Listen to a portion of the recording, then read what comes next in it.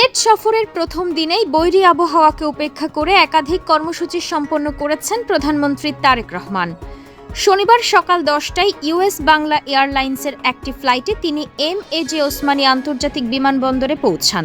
তার সঙ্গে ছিলেন স্ত্রী জুবাইদা রহমান। বিমান থেকে নামার সময় সিলেটে মুষলধারে বৃষ্টি হচ্ছিল।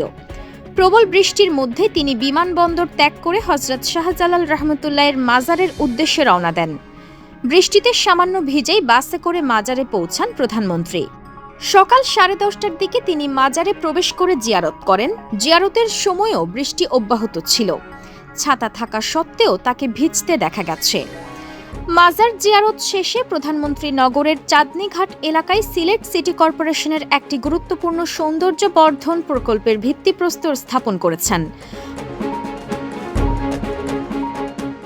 পরে বেলা 11:15টায় সিসিক আয়োজিত সুধী সমাবেশে অংশ নেয় তিনি।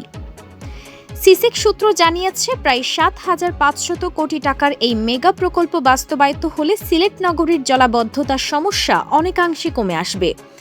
একই সঙ্গে বন্যা নিয়ন্ত্রণ ও পানি নিষ্কাশন ব্যবস্থায় উল্লেখযোগ্য উন্নতি হবে।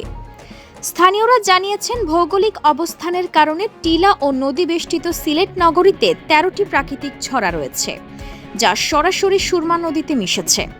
বর্ষা মৌসুমে উজান থেকে নেমে আসা পাহাড়ি ঢল ও অতিবৃষ্টির ফলে এসব ছড়া দিয়ে নদীর পানি উল্টো নগরে ঢুকে পড়ে, সৃষ্টি হয় দীর্ঘস্থায়ী জলাবদ্ধতা। 2022 সাল থেকে 2024 সালের ভয়াবহ বন্যার অভিজ্ঞতা থেকেই প্রকল্পটি নেওয়া হয়েছে বলে সংশ্লিষ্টরা জানিয়েছেন।